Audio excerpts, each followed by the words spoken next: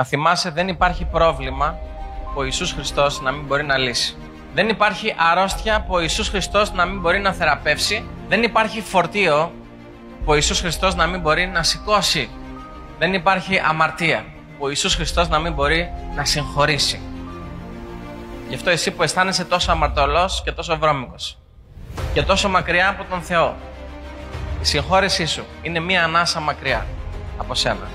Το μόνο που χρειάζεται να κάνεις είναι να ζητήσεις. Να πεις, Κύριε, ζητώ συγχώρεση. Κύριε, είμαι αμαρτωλός. Κύριε, είμαι άρρωστος. Η Γραφή λέει, ζητάτε και θα σας δοθεί. Κρούετε και θα σας ανοιχτεί. Ψάχνετε και θα βρείτε. Η απόδειξη του Αγίου Πνεύματος είναι οι αλλαγμένες ζωές. Εάν η ζωή σου έχει αλλάξει από αυτό που ήταν και ζεις τώρα μια καινούργια ζωή, αυτό δεν είναι επειδή είσαι πολύ καλός άνθρωπος και αποφάσισες να αλλάξεις. Δεν είναι γιατί είσαι τόσο δυνατός, έχεις τόσο δυνατό χαρακτήρα και ξαφνικά από μια άσχημη ζωή η ζωή σου τώρα έγινε πολύ καλή. Όχι. Είναι η απόδειξη ότι το Άγιο Πνεύμα έχει αρχίσει να εργάζεται στη ζωή σου.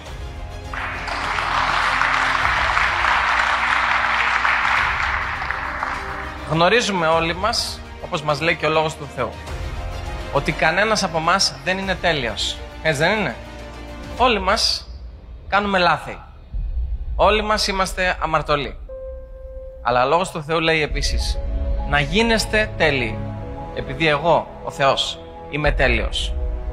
Αυτό σημαίνει ότι ναι μεν ο Θεός θα μας βοηθήσει, αλλά έχουμε κι εμείς ένα ρόλο να παίξουμε. Αμήν. Πες στο διπλανό σου, ναι μεν ο Θεός θα σε βοηθήσει, αλλά έχεις και εσύ ένα ρόλο να παίξεις. Έχεις και εσύ κάτι να κάνεις. Τι είναι αυτό που πρέπει να κάνεις? Κάποιοι λένε να πιστεύεις. Κάποιοι λένε να υπακούς. Άλλος λέει να ζητάς και θα λάβεις. Ναι, είναι σωστά. Όλα αυτά που λέτε είναι πάρα πολύ σωστά. Ο ρόλος μας, πρώτα απ' όλα, είναι η γνήσια προθυμία μας. Η γνήσια προθυμία μας να έρθουμε κοντά στο Θεό. Η γνήσια προθυμία μας να λάβουμε από Αυτόν. Η γνήσια προθυμία μας να δούμε τι λέει ο Λόγος Του. Τι μας καθοδηγεί να κάνουμε.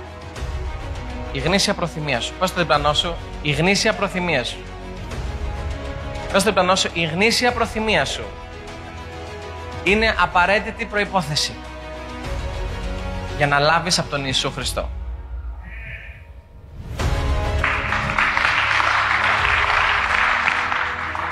Γι' αυτό ο Ιησούς Χριστός τις περισσότερες φορές που ερχόταν σε κάποιον για να προσευχηθεί, η πρώτη ερώτηση που τον ρωτούσε ήταν «Θέλεις να γίνεις υγιής?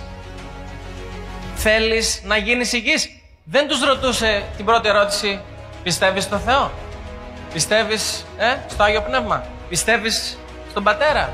Όχι, τους ρωτούσε «Θέλεις να γίνεις υγιής? Θέλεις να γίνεις καλά? Θέλεις να ελευθερωθείς?» Αυτή η ερώτηση, εάν θέλεις, σημαίνει ότι ο Θεός απαιτεί η γνήσια προθυμία μας. Γιατί ο Θεός, ξέρετε, δεν είναι δικτάτορας. Δεν σου λέει με το ζόρι, έλα εδώ, γονάτισε τώρα και λάτρεψέ με. Όχι. Λέει, ελάτε σε μένα όλοι οι κουρασμένοι και οι φορτωμένοι και εγώ θα σας αναπαύσω. Το ερώτημα είναι, θέλεις να έρθεις κοντά στον Ιησού? Θέλεις να έρθεις κοντά Του, σε Αυτόν? Καθώς ήρθες σήμερα στην παρουσία του Θεού, στον οίκο του Κυρίου, ήρθε ο Κύριος να σε συναντήσει στο σημείο της ανάγκης σου, στο όνομα του Ιησού Χριστού. Και αυτή την ώρα ο Ιησούς Χριστός θέλει να σε θεραπεύσει. Θέλει να σε ελευθερώσει, θέλει να σε ευλογήσει και θέλει να σε σώσει, εάν το θέλεις κι εσύ. Το θέλεις κι εσύ? Το θέλεις κι εσύ? Αμήν. Εγώ δεν είμαι ο θεραπευτής. Το όνομα του θεραπευτή είναι Ιησούς Χριστός. Εγώ δεν είμαι ο ελευθερωτής. Ο ελευθερωτής είναι ένας, ο Ιησούς Χριστός. Εγώ δεν είμαι ο σωτήρας. Ο σωτήρας είναι ο Ιησούς Χριστός. Το έργο αυτό δεν είναι δικό μου. Είναι έργο του Ιησού Χριστού. Και γι' αυτό όλη η δόξα ανήκει στον Ιησού Χριστό.